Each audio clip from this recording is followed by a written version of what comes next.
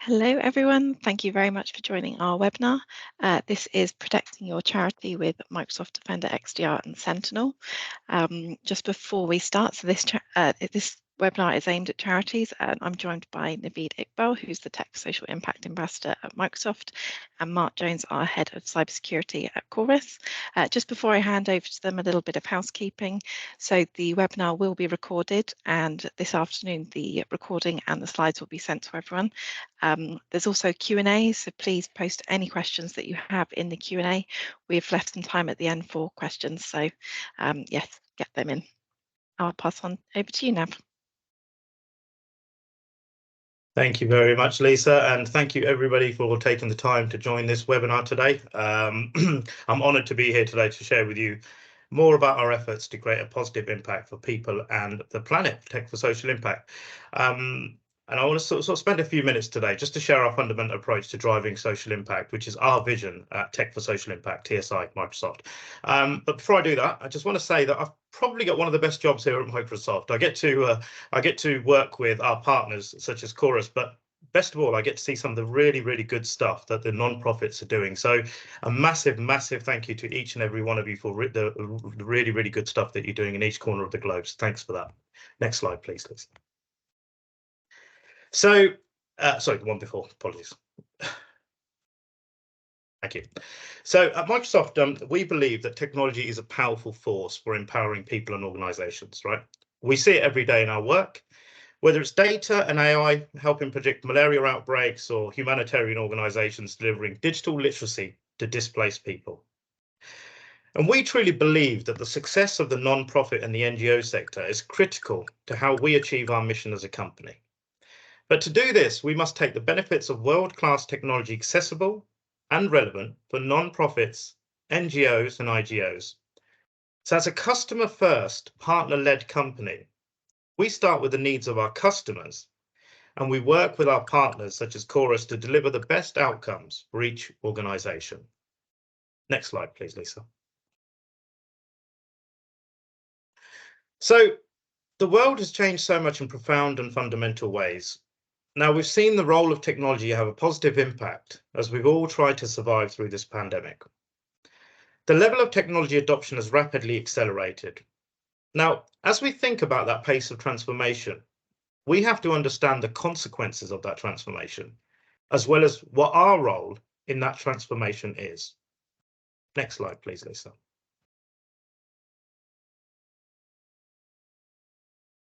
So we see the digital divide and the opportunity continuing to grow, but many people are left behind. The number of children in sub-Saharan Africa that are literate at the age of 10, so that's when you stop learning to read and you read to learn, is 10%. That's 90% of children can't read in sub-Saharan Africa. That means they can't get a job. That means the economic opportunity gap is growing, and COVID had an impact, and technology has a role to play. We look at the persistent fundamental rights issues. We see a tragic and unlawful wars unfolding, and we see human rights today and every day on the news being violated across the world. And technology also has a role to play there. We see an urgent climate crisis. In 2021, at the end of June, it was 106 degrees Fahrenheit in Seattle. And in Netherlands, it was also baking at that time. And we're seeing this more and more, and that's not normal. There's a role for technology to play in supporting the world to become a cooler and better place. And then there's this diminishing trust in big technology organizations. There are questions about our motives, our motivations, and it's critical that we apply technology and innovations to address these challenges without sacrificing our core values like trust, privacy, transparency, and inclusion. Next slide, please, Lisa.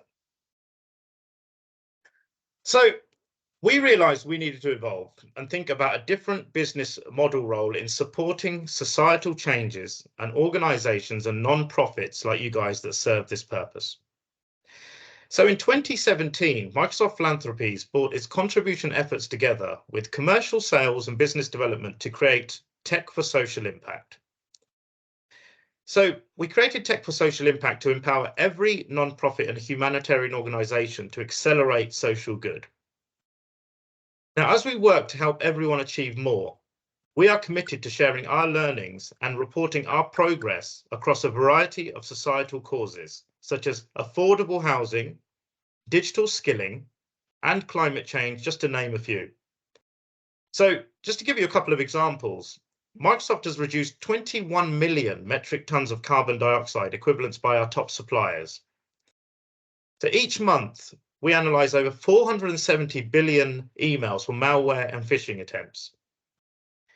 So Tech for Social Impact combines our grants with non-profit commercial engagement in a single team to accelerate impact through technology, deliver solutions to empower social breakthroughs, and help accelerate Microsoft's philanthropic efforts through our efforts and those of our partners, such as Chorus. So globally, non-profits have received 1.9 billion in donated or discounted technology and services alone. So we don't only provide technology grants, but we also reinvest any profits made from discounted sales to help larger charities back into the sector to help smaller ones. It gives away free software to 10 or fewer employees, which makes up about 80% of the world's 4 million non-profit organizations. It helps modify non-profits' Microsoft software to help meet their specific needs, such as fundraising, mobilizing volunteers, and in part connecting them with willing helpers in the company's global partner ecosystem. And it also offers free digital skills training. So as of March 21, over 30 million learners were reached as part of our global skills initiative. So we're committed to helping in the following ways. Affordable technology solutions. So TSI also works closely with non-profits to create purpose-built solutions on technologies across our product stacks. We're committed to helping non-profits get access to the best practices, reference architectures, and faster data insights. Capacity building. Just delivering technology isn't the whole answer. So in Tech for Social Impact, we recognize that capacity building is often the key to successful adoption of new digital technology. And that's why we're committed to helping organizations get access to training and certifications to improve their digital skills. Microsoft Partner Ecosystem. So Tech for Social Impact leverages tens of thousands of commercial customers and partners to create a healthy ecosystem dedicated to delivering solutions and services designed specifically for the non-profit sector. And then you have your social investment model. Incremental funds after costs covered go back into the team and charitable contributions. Next slide, please. So the work we do in TSI and the broader philanthropies organization is perhaps some of the best and most powerful work in bringing these pillars to life. The Tech for Social Impact team is truly committed to this sector and the idea that's absolutely core to our mission to empower every non-profit and international organization with Microsoft technology to accelerate social good. And we've got many examples how we directly impact Microsoft societal pillars. So let's take a look at a few of these now. Next slide, please. So our partnership with UNICEF is a really good example of how we directly support inclusive economic growth. So as I mentioned a couple of minutes ago, 10% of children aged 10 in sub-Saharan Africa can effectively read and 90% cannot. And UNICEF terms this gap learning poverty. If you can't read, it's very hard to learn, which in turn impacts your economic prospects. So through our Learning Passport partnership, we've deployed community training to assist with this crisis in 23 countries and 20 more are currently in progress. Millions of kids have registered and nearly 300,000 have completed training. And some of the hardest to reach locations are adopting the fastest. The two biggest adopters at the moment, with tens of thousands of kids learning, are Laos and Somalia. Next slide, please. And then when we look at our impact in committing to a sustainable future, who's helping us there? The National Forest Foundation is a non-profit that works to preserve and protect wildlife habitat and forestry across 193 million acres of national forest system. So in partnership with Threshold World, the National Forest Foundation was able to implement our Microsoft Cloud for non-profit solutions. And now they're able to track donor dollars, quantify the impact of their work, and further their mission of environmental restoration and conservation. So each dollar raised translates directly to another tree planted or preserved. Next slide, please. And how do we protect fundamental rights? So United Kingdom-based non-profit Barnados connects hundreds of thousands of families and children in need with valuable social services each year. Barnados is especially passionate about protecting fundamental rights, safety and health of children. To best make most of those connections, Barnados must ensure the employees have the right technology they need to work efficiently and accurately. And the organisation also needs to show potential donors that it has a concrete impact. And then by deploying Microsoft Cloud technologies and Microsoft Surface devices, Barnados has helped employees be more effective in the field. And it's also gained valuable reporting capabilities that have been essential in securing funding to meet the increased demand for services during the COVID-19 pandemic. Next slide, please. And as mentioned earlier, there's a number of things that we do to support nonprofits, and there's a number of offers available from Microsoft. Here's some of our sort of high-level offers. We'll share this slide with you guys at the end of the call, so you can sort of just take a look at this and make sure that you're making the most of the offers and taking full advantage of this. And I would encourage each and every one of you to reach out to Chorus and speak to these guys if you're not, you're not sure, and you're not sure how to register and all that sort of stuff. And I'm sure they'll support you with that. Next slide, please.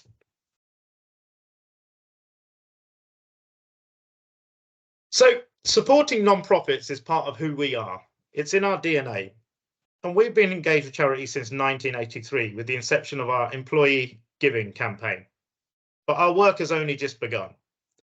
So this year marks TSI's 7th year anniversary, but we're more motivated than ever. So truly reaching our vision at real scale requires a broad base of amazing teammates like you in every corner of the globe. So in 2022, we provided 3.8 billion in grants and discounted software and services, and we equipped 325,000 nonprofit organizations with modern, secure, and scalable cloud solutions. And we also, as mentioned, launched an initiative in 2020 to help 25 million people worldwide acquire the digital skills that are very much needed in a COVID-19 economy.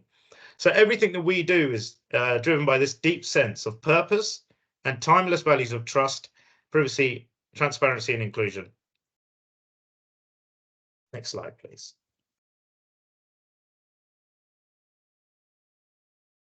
So just to wrap up, so the question really is, what is our role in modern day? Milton Friedman, who's a renowned economist, he said that the role of a company is to serve its shareholders, that greed is good. But the definition has evolved because it turns out that companies don't operate in some parallel universe or vacuum outside of the planet. We're all affected by the world around us. Whether it's global warming or it's poverty or it's our next market in Africa, billions of people in our world are affected. So what's the new definition of what a company needs to do? It came from every company needs to do, and it came from the Business Roundtable, which is 181 CEOs who come together and they say that the role of a company is not just to serve shareholders, but the role of a company is to serve stakeholders. And our stakeholders are our employees, our partners such as Chorus, and most importantly, our customers, which is you guys. That's the communities that we operate in. So our philosophy at Microsoft is simple. Companies that can do more, they should do more. And we believe at Microsoft, we are doing more. Next slide, please. So with that, I would like to thank each and every one of you again for taking the time to join and the great work that you guys are doing. And thank you very much for listening to me today. I'll pass you back to Chorus. Thank you.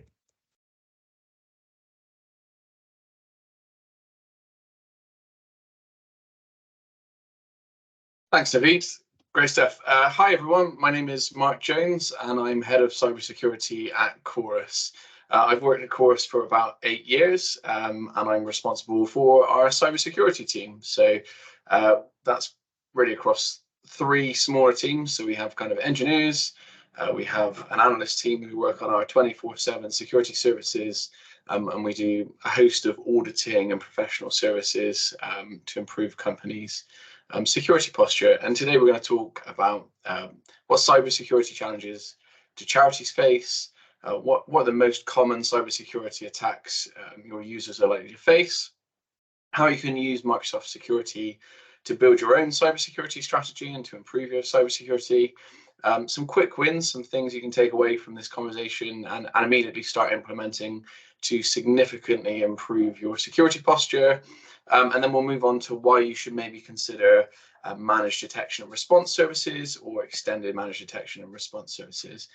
Finally, we'll have some time for some questions for either myself or Naveed. So first, we'll start out, what cyber challenges do charities face?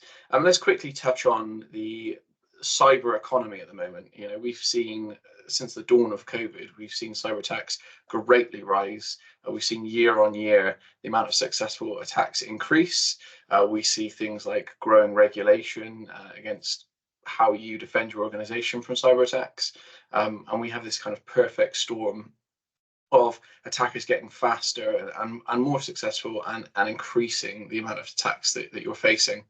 And what are attackers looking for, right? They're looking for either a payoff, they're looking for profit, or they're looking to further some type of mission, you know, and we'll get into more of that later. But attackers are looking for easy targets. If you're a difficult target, most of the time attackers will move on and look for someone who's a hard or an easier target to compromise. And attackers don't really worry about who they attack. You know, we've got in the next slide, you'll see some great examples of just how ruthless they can be. But attackers are looking for a payout, they're looking for profit. They don't really care about your industry or your organization or what you're doing. Charities are a very attractive target to a threat actor because typically charities are weaker in their defense, weaker in their security posture. And charities may feel a reluctance to spend resources, money, time, oversight, and staff effort on enhancing cybersecurity. You know, they want to focus quite rightly on your mission, on your frontline workers, and how you can further that. And so typically, compared to the private sector, charities normally have a much weaker security posture and would therefore be a more attractive target to a threat actor. In addition to that, typically we see charities have more reliance on personal devices, which is obviously bring your own device, and these are less easy to secure and manage than like centrally issued IT, where you can lock down devices and have measures in place like device compliance. If you have users who are accessing company data and perhaps sensitive company data on personal devices, you can't ensure the security of those personal devices. You can't ensure that the users are handling that data in the right way.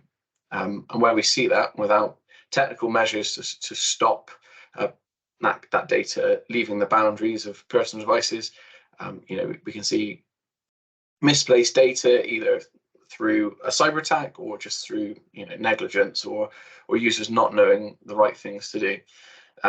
We obviously have a variety of staff, and this speaks to training, right? If you have a lot of part-time volunteers, it's difficult to get them to do cyber awareness training, to take part in those foundational things that we know are going to help an organization's security posture. And again, without monitoring and without the security tools in place, it's difficult to understand a breach. If you don't have security tools deployed, and when you are compromised, how do you understand the scope of that breach? How do you understand what systems are affected, what systems aren't affected, what users are in scope, and how do you remediate from that breach without having that visibility? And I spoke to this in terms of attackers are ruthless. This is a good example of some screenshots you can see of ransomware actors who are negotiating with schools in this case, and demanding payment, you know, and there's very little regard for what business you do. In fact, we see ransomwares do research into the companies they deploy ransomware to really try and find the highest price they can ransom that company for. And this is very pervasive. Human operated ransomware is certainly on the rise. So quickly, we'll just run through the most common cyber attacks. Hopefully you're all aware of these, but just to give you a quick refresher, we'll start with phishing attacks. So these can form many different attacks, but the idea is that a phishing attack is trying to get a user to click on a link or run an attachment to deliver malware. It's trying to get someone to hand over their credentials. And there's all kinds of different phishing attacks. So I'm sure everyone's familiar with phishing, but we see things like quishing, QR phishing, where threat actors understand that we're better at defending against malicious URLs, so they've started inserting QR codes into emails, and the idea is that they can kind of obfuscate the link that goes to, and we get past some of these email defenses. Perhaps users are going to scan that with a personal device, not with a company device, which is less secure. And they're going to be able to work there. We see things like spear phishing or whaling, which is very targeted phishing, where a threat actor is going to do some research against your charity. They're going to look at recent news, anything you've posted publicly, and they're going to try and find a hook to encourage users to click. There's also all types of phishing. There's smishing over SMS. I'm sure everyone's familiar with those occasional text messages you get claiming to be the post office and you haven't paid enough postage.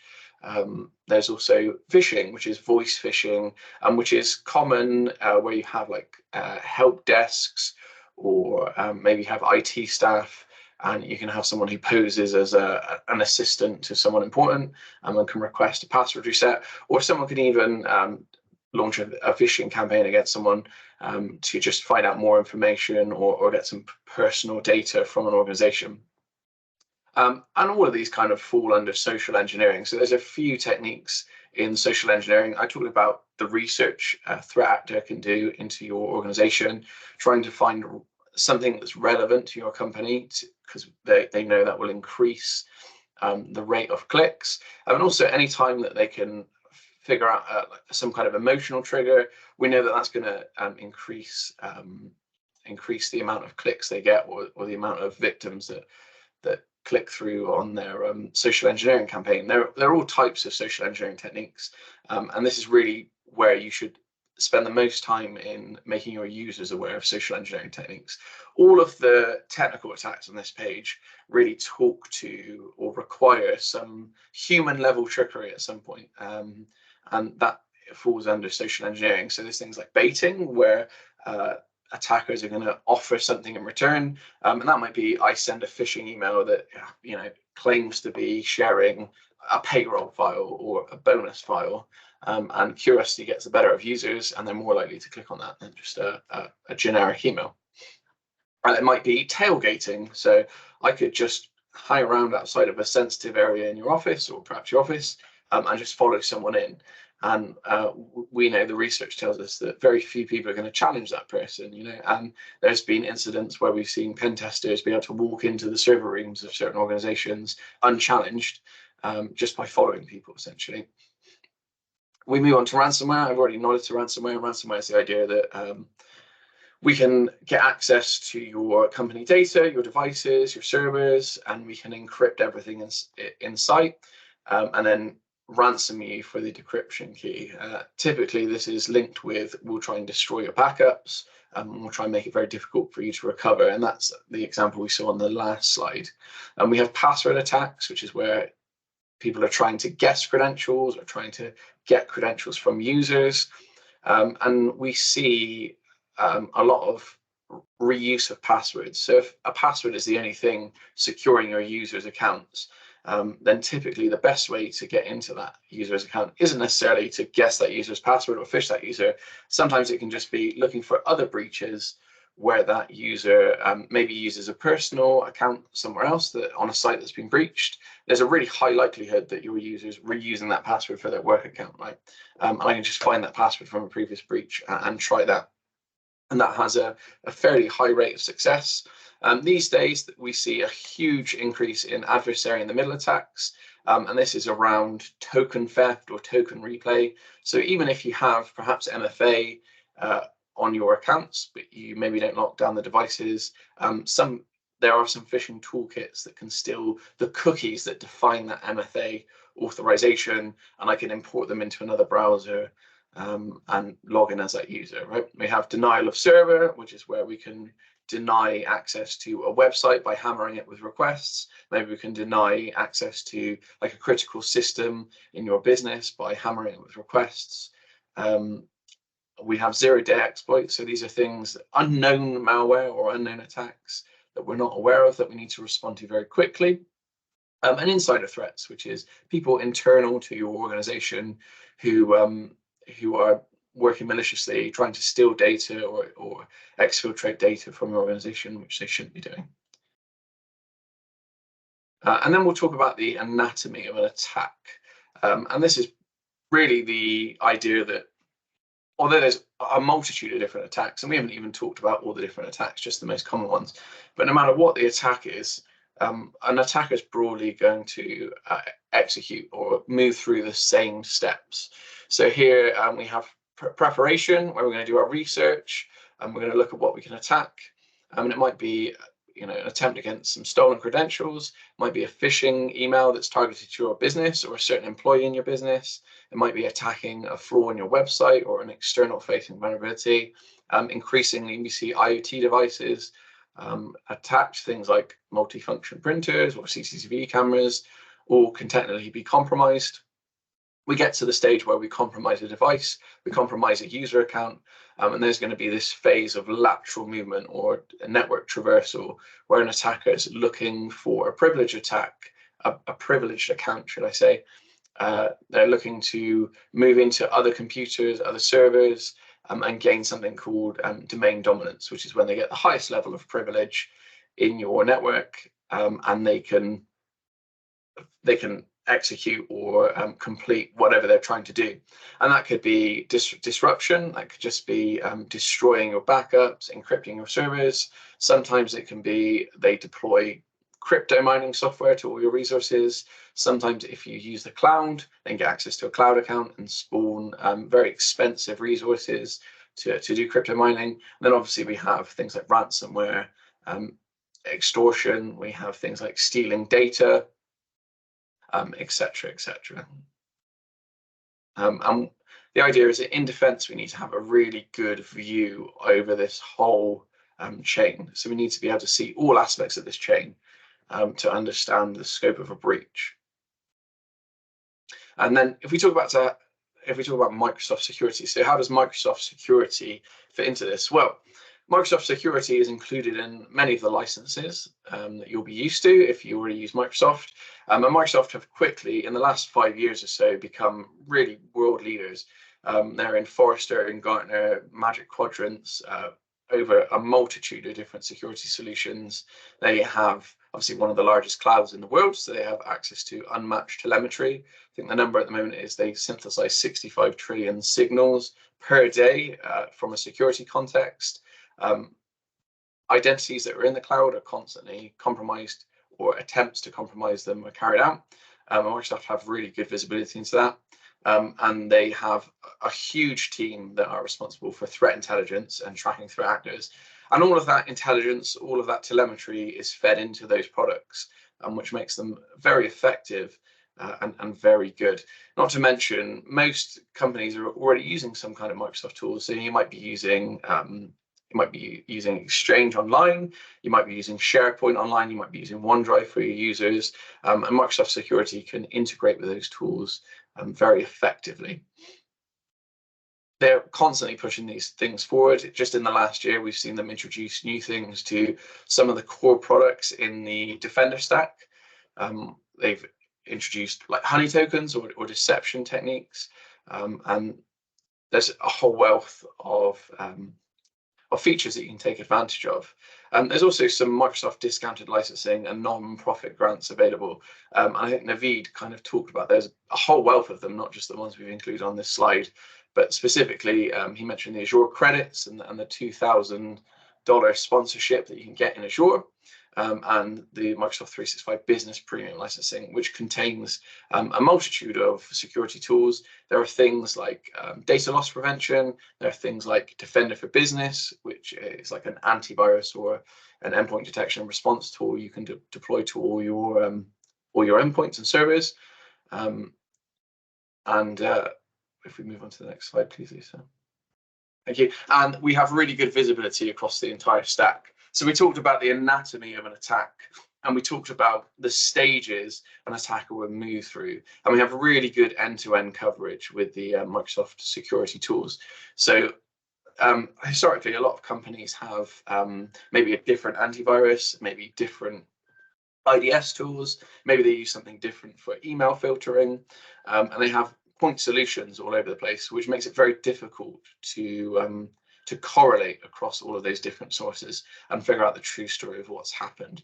Whereas with the Microsoft security toolset, everything integrates, everything talks to each other, and we have this true XDR through the Defender platform where the tools automatically correlate signals.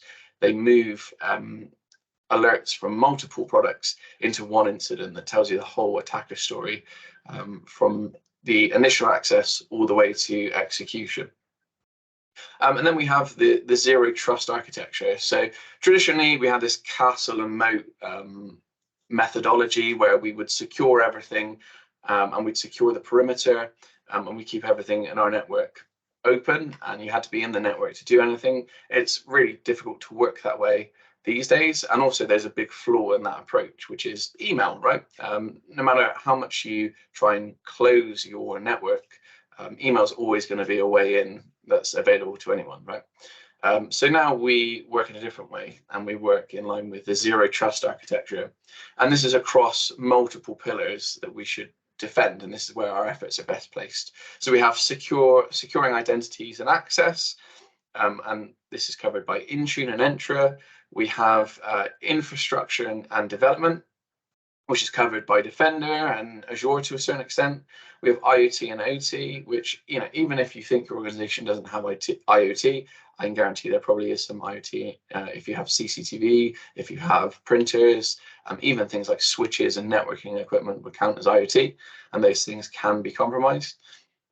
We have modern security operations, so the idea that we can respond when there is an attack and we quickly contain it, or stop that threat from going all the way into a really serious breach. And we have Defender and Sentinel to help us there. And then we have policy, data security, and governance. How do we meet our regulatory compliance requirements? How do we protect our data? And we have Purview and Priva, which are big family names for a multitude of different solutions that help us with securing our data. So we have really good coverage across everything, and we can see end to end what happens when there is an attack. And then we're going to talk about how do we reduce our cyber risk, and it's important to have a really balanced response here. So we talk about the big bang moment, right? In the middle of this slide, we have a big bang event, which in this case would be like a very serious cyber breach. And then we have kind of left of black bang, which is preventing. How do we reduce the chance of an attack happening? How do we reduce the impact of an attack? How do we improve our security posture so that we're less likely to suffer that event? But we also have right of big bang, which is, and a critical part of the zero trust approach is a compromise can and will happen, and we need to respond accordingly. So we need to know how we can effectively manage an attack, how we can respond to an attack, how can we recover, and we kind of need to put our efforts into both sides of this. Most organizations make the mistake of perhaps only working on the left side of the bang. They'll only do work in trying to reduce the chance of an attack, but realistically these things can occasionally happen, and it's a good idea to spend time in thinking how we can respond to that and how we can mitigate that very quickly and contain that very quickly. And we're going to move on to quick wins now. So these are kind of on the left side of the bang. What can we do ahead of some kind of cyber breach to improve our security posture? These are all in line with the zero trust architecture I've talked about. The first one is going to be assess your current security posture. Most charities maybe don't have up-to-date inventory of all the IT assets they own. Maybe they don't understand where they are. Something that we see that's very frequent in charities is, where we're trying to save money, we're maybe using out-of-date hardware or out-of-date operating systems, things that can't be patched. Maybe there are machines in your organization that you don't know about that are running very old, vulnerable versions of software that would be easy targets for attackers. So really getting a good idea of your security posture is a great place to start. You kind of need to have some visibility. And I talked about Defender for Business, or Defender for Endpoint would be the tool, which is like AV, or it's an endpoint detection and response tool that you can deploy to all your endpoints and servers. And a really useful feature in that tool is vulnerability management, threat and vulnerability management.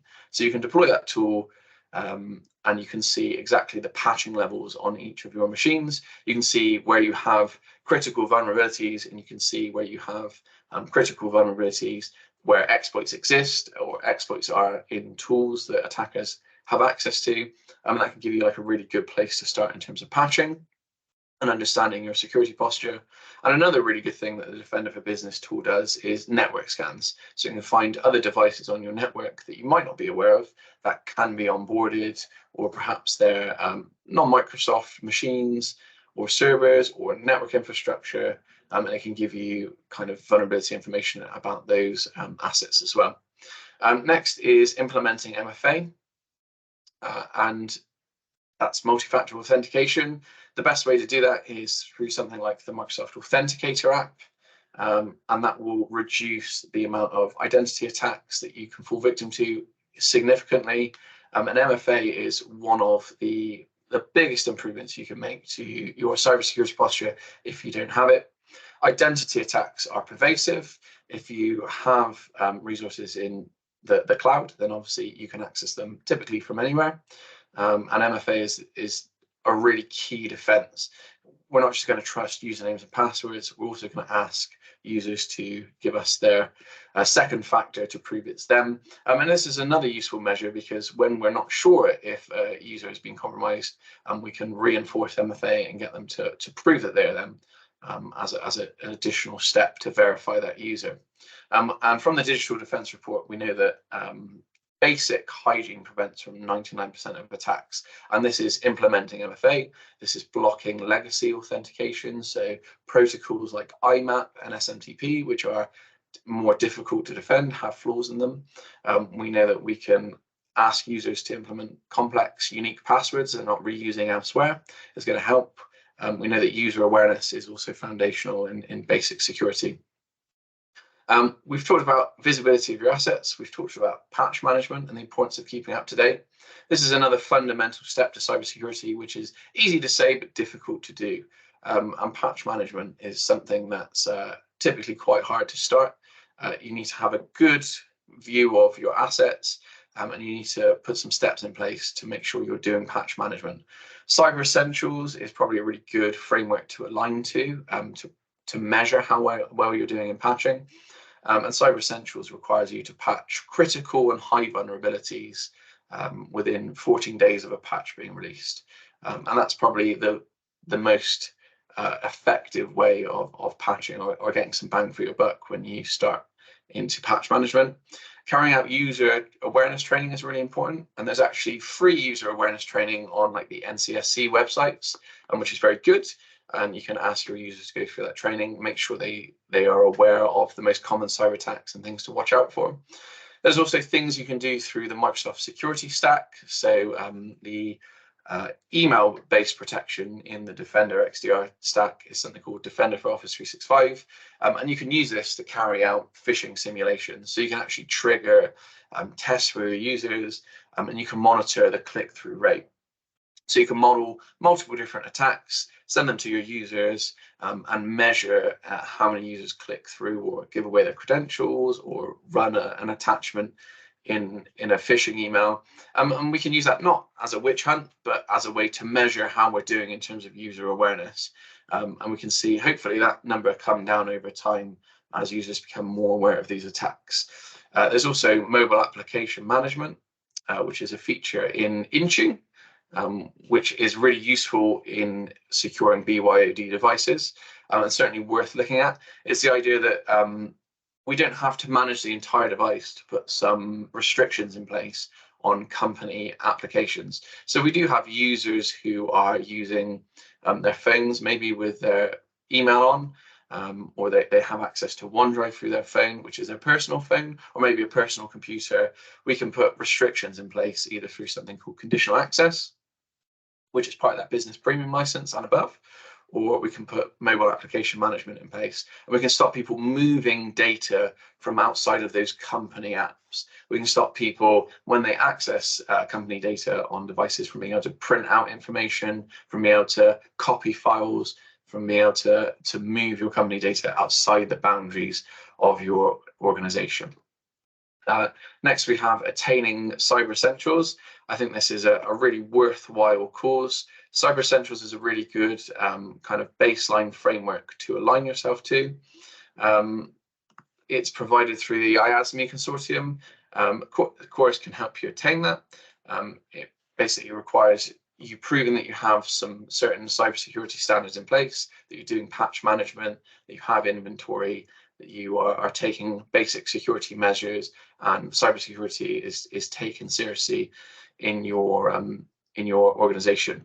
And it's also really useful in the fact that UK organizations with a turnover under £20 million that achieve whole organization Cyber Essentials certification are eligible for free cyber liability insurance. So it's definitely worthwhile from that perspective. And then the last one is probably more of a right of bang tip, but it's really important that you spend some time, and this is really like maybe a board level discussion as well as a technical discussion, on what should you do when a cybersecurity breach happens. Do you have a process in place? Do you have a documented incident response process of what you should do, who is called in, what should happen when a serious breach occurs? How do you clean that up? What kind of things do you need to do? Every business has an obligation to report these cyber breaches. Do you understand those obligations? Do you understand what needs to happen and how you should best defend? If we move on to the next slide, this is more focused on the right of respond. We have the assume breach mentality. Cyber attacks or cyber breaches can and will happen. And we need to protect yourself and manage any attack. So we need to be able to quickly and effectively detect and respond to threats. And we need early containment and response to prevent loss of money, data, and reputational damage. We need the ability to respond to new release vulnerabilities. All of this is a lot of work, right? It's something that you need to stay on top of, and it requires dedicated resource that I'd imagine most charities, most organizations don't have the resource to assign to them.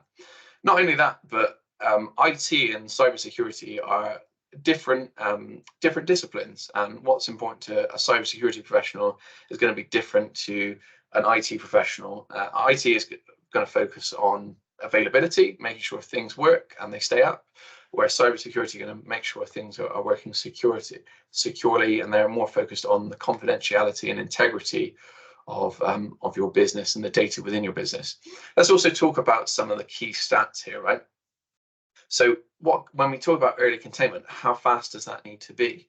And we know through some of the recent Microsoft Digital Defense reports that the average time it takes for a successful phishing attack to lead to the disclosure of sensitive data is about 1 hour and 12 minutes. If we know one endpoint is compromised through malware, then I think the average time for an attacker to move to a second endpoint is just under 2 hours. These times are getting lower and lower. So it's very, very important that we have very early containment. And not only that, but attackers are clever. They're trying to target their attacks for when you're least likely to have someone in place to do something about it. And we actually see more than 90% of ransomware attacks occur outside of business working hours. So threat actors will very deliberately target you at 3 in the morning, knowing that the defense isn't going to be there and they have hours to work without being detected. And these are things we see time and time again in our customers. So it's very important we have kind of 24/7 visibility, and we're staying on top of the constantly evolving threat landscape to make sure we're defending our organization in the best way. But there are obviously a lot of challenges with this. Like I talked about the fact that you need cybersecurity professionals to stay on top of these, and you need 24/7 threat detection and response. And this is kind of where our services come into play. So we offer MDR services, of course. We offer MXDR services. There are a multitude of these types of services. And we have a sub 5-minute mean time to acknowledge, meaning we have a human analyst working on that incident within 5 minutes. whether it's at 3 in the morning or during the day. We have a 20-minute mean time to close, and we have a 180-minute average time to close. We have our mean time to close is 20 minutes against an industry standard of 180 minutes. So we're very quick, and we need to be, right, to beat the threat actors' times in terms of how quickly your business can be compromised. Not only this, but the key part of an MDR and MXDR service against more traditional SOC services is we actually have the response capabilities, and the R is the most important thing here. We have the ability to respond and contain attacks. If some user in your organization is phished or falls victim to an adversary in the middle attack, you can be assured you'll have a quick response to that. So we have the ability on the cybersecurity team to reset a password, to revoke that user's sessions, to make sure that user does a self-service password reset. We can look at that user, has an attacker registered any MFA methods once they've compromised that account, have they put in place any inbox rules. If some malware lands on a server, we can give you really quick answers into how that got there and what we need to do. And we can also work with you to improve your security posture as you move forward. And there's some questions to think about. If there is a breach in your organization, what do you do? Do you have a process in place? Do you understand what's required? Do you understand how you need to correlate the evidence and the timeline of that breach? How should you handle it? A lot of individuals believe, if you find evidence of an attack in your environment, that you should just take immediate action. But that's kind of against the cybersecurity best practice. And really what you should be doing is understanding the full scope of the attack. It's really important we understand basically everywhere the threat actors managed to get, how they got in, and the full scope of that cyber attack before we take containment action. And then containment action should be taken all at the same time. If we misunderstand how an attack's happened, perhaps we see a server is compromised, and we might isolate that server or take some response action against that server, but we don't understand that a user's been phished and that their endpoint's been compromised, then really taking that action has just notified the threat actor that we're aware that they're inside their environment. And we might have missed a key detail and not fully kicked that threat actor out of our environment. And if there's a new vulnerability, how do you protect against it? Log4j is probably the classic example here. If there's another really high severity vulnerability that's disclosed, how do you patch that quickly? How do you learn about that? And how do you get that? How do you make your systems protected from that vulnerability in a timely way? And now we'll move on to next steps and resources. So there's a really good report from the NCSC that's focused on the UK charity sector. It talks about threat actors that would target your organizations. It talks about some of the common security attacks that I've talked about. And it talks about the importance of prioritizing cybersecurity with your board. There's also the NCSC Small Charity Guide, which includes all kinds of resources, as well as some of the user awareness training I talked about. The Microsoft Digital Defense Report is a great resource. There's like an executive summary version and a very wordy full report, which talks about some of the trends in the threat landscape and in the cyber economy. There's also the Cyber Essentials scheme I talked about, where you might be eligible for free cyber liability insurance if you're able to achieve whole organization-wide Cyber Essentials certification. And then from Chorus, we have threat check assessments. So you can get in touch with us for a Microsoft threat check assessment. This is where we deploy the highest tier of the Microsoft security tooling, and we let that run in a kind of a monitoring way for a couple of weeks. And then we're able to take all of that telemetry and put together like a really targeted, prioritized report on what you should do in your organization. If there are any quick wins you can implement to quickly improve your security posture, if there's any really major issues in your organization, we can find them very quickly and give you really tailored roadmap guidance on what you should do to advance your security. And then if you're interested in our managed detect and response services or our managed extended detection and response 24/7 services, then we're happy to give you a demo of how those services work and how they can quickly contain these kinds of cyber attacks. and stop a very major threat happening in your organization. Finally, I'd like to thank everyone for coming and listening to us and attending the call. If there are any questions, me and Naveed are happy to field them now. Thanks very much, Mark and Naveed. That's brilliant. Yeah, we've got a few questions coming actually. The first one was about the link to the free user training. Just to say that will be included in the follow-up email, so we'll send that through. I've also got a question. Is Defender for Business a separate product to Defender for Endpoint? Mark, one for you. Sorry, can you repeat the question? No problem. Is Defender for Business a separate product to Defender for Endpoint? They're kind of two versions of the same thing, I would say. So Defender for Business comes with business premium licensing. And there's also a Defender for Business for servers SKU, which you can use for servers. And that is the same thing as Defender for Endpoint, but there's a few subtle differences in how they work. So there's a couple of feature differences in Defender for Endpoint to Defender for Business. But loosely speaking, that is the same tool. And we can work with either Defender for Business or Defender for Endpoint for any of our services. And you get the same kind of vulnerability information, you get the same response action capabilities. There's just some advanced features in Defender for Endpoint, certain things you can do on the threat hunting side that you couldn't do as easily in Defender for Business. Brilliant. Naveed, this is probably one for you. How can a charity check they are eligible for the Microsoft grants?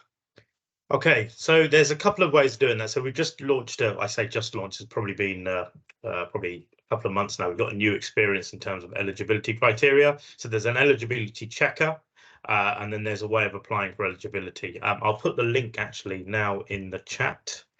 Yeah.